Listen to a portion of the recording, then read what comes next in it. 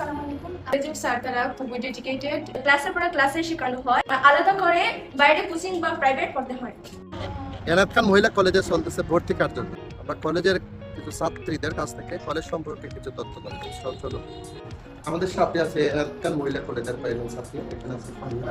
Faria just তুমি বলো আমাদের কলেজে তো তুমি আদর্শ তো আমাদের কলেজের পরিবেশটা তোমার কেমন লাগে আর পড়াশোনার মান কেমন? আসসালামু আলাইকুম। আমি এনআইটি খান মহিলা কলেজের দ্বাদশ শ্রেণীর ছাত্রী। আর আমাদের কলেজের যে পরিবেশটা আসলে বাহিরে কোথাও এরকম পাওয়া যাবে না।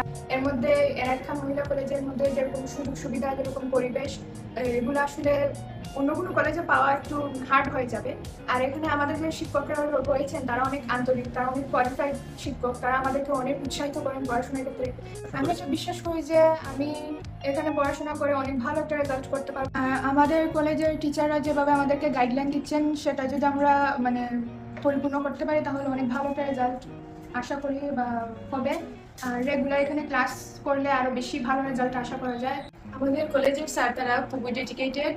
তারা আমাদেরকে শুধু পড়ালেখায় শেখান নয়, তারা আমাদেরকে বড় হওয়ার জন্য স্বপ্ন দেখান। আমি বিজ্ঞান বিভাগের ছাত্রী। আমাদের শিক্ষকরা আমাদের আন্তরিকভাবে এবং আমাদের হাতে হাতে কলমে শিক্ষা দিয়ে থাকে।